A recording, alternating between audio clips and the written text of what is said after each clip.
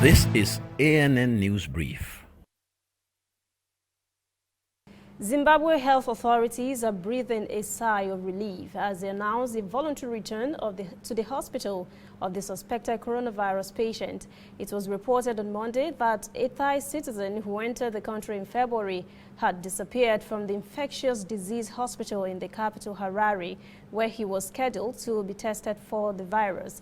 Authorities say they are monitoring the patient, who is currently in isolation, until they are sure he tests negative for the coronavirus.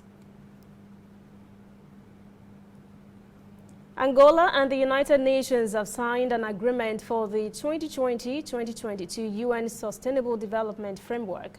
The announcement was jointly made in Luanda by Angola Minister of Economy and Planning, Sergio dos Santos, and UN Representative Paulo Baladelli. The areas chosen for cooperation are the economic and social transformation of the country, adolescents, youth and women empowerment, the environment, population resilience, the vulnerable, democracy and stability. Quite a mouthful. The investment package is valued at $200 million.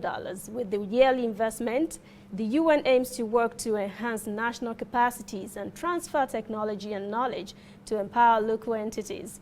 The United Nations has already made available half of the investment amount through its reserves. Other participants in the cooperation would include partners, members of the government, international financial entities, civil society, the private sector, academia, and 13 UN agencies with a presence in Angola.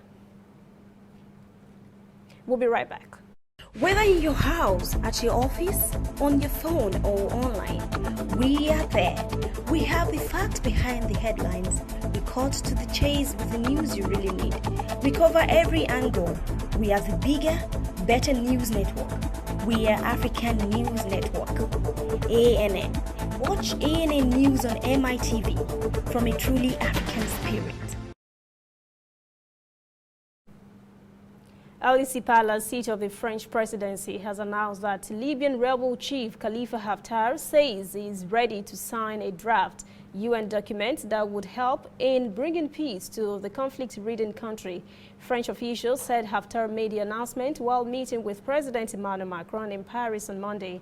They said Haftar also promised to end his commitment if armed groups that support the internationally recognized government of unity fail to honor the document. Haftar's forces have been fighting to take Tripoli, the capital, for almost a year now. The National Unity Government, headed by Fayez Sarraj, is recognized by the United Nations. That is the ANN News Brief at 11. For details on these and other breaking stories, visit our website, annafrica.news. Conversation continues on our social media platforms, Twitter, Instagram, and Facebook at ANN Africa TV. I'm Lucy Adeyemi.